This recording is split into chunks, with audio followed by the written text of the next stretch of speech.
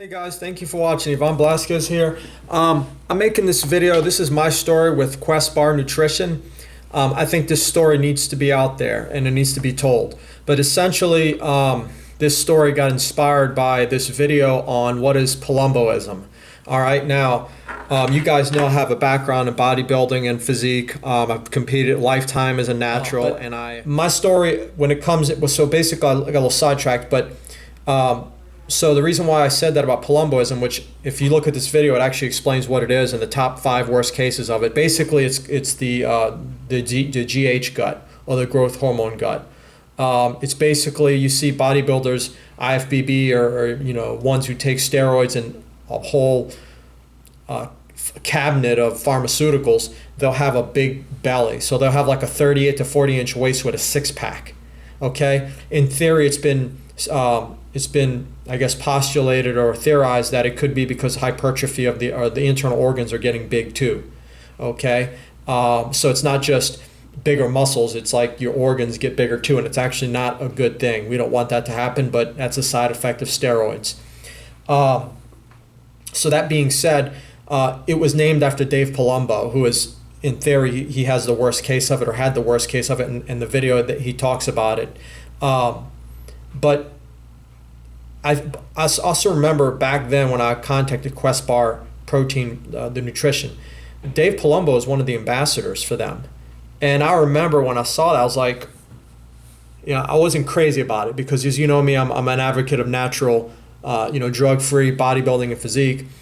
But what I will say is I called them up and I asked them, and this is before I was actually 100% plant-based, before I switched to being vegan. I actually called them and asked them, you guys use a whey protein blend in your bars. Would it be possible to have like a vegan option? And, in thinking about it, of course, there needs to be a demand for that. There needs to be enough demand to make that bar. But I figure, you know what? A lot of companies have variety in brands, and so having one vegan bar, and they could have piloted it, you know what I mean? Like kind of give it a pilot run or a pilot test. Have one vegan bar that's made of like some sort of hemp or brown rice blend protein, and have all the other ingredients in there. Okay. I've always initially, when it first came out, I thought it was the most physique friendly bar. I still think it is. Again, it's processed protein and it's a processed bar.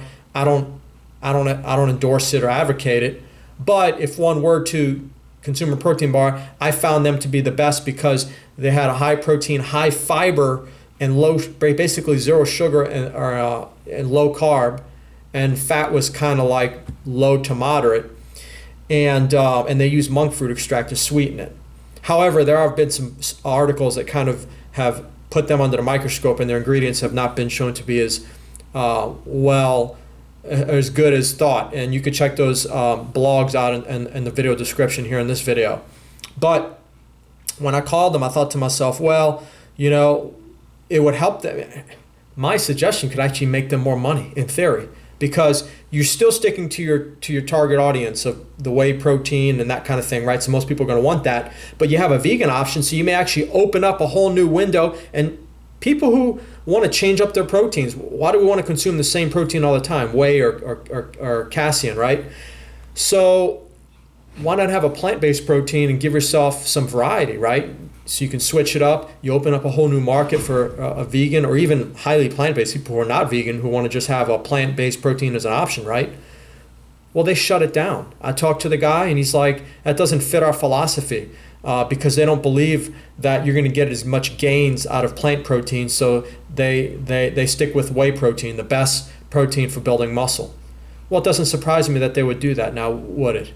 First off, the fact that Dave Palumbo was because I looked at their site just recently. I don't know if they even have ambassadors or they list them, but he was one of the ambassadors back then.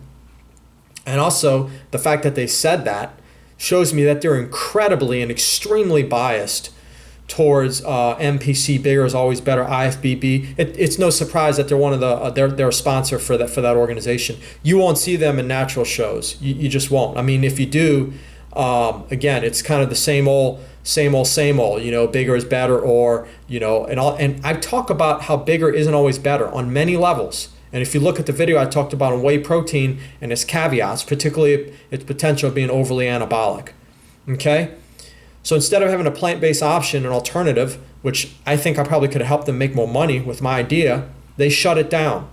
And so that's my story. I think it's an absolute disgrace and an atrocity that they're so close-minded and all they want to pump out is whey protein. I just wanted to share my story about that whole experience with Quest Bar, and how after that experience and that phone call, I just completely turned my back to them, because I just think that's, like I said, it's embarrassing.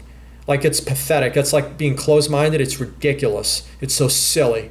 And they're totally misleading people and doing a disservice, and it's completely miseducating as well, as far as how to build muscle. Because it's not just about building muscle, it's also about maintaining an optimal amount of body fat too. And so anyway, I just wanted to kind of give my story, and if you have any comments, feel free to leave them below, and thank you for watching.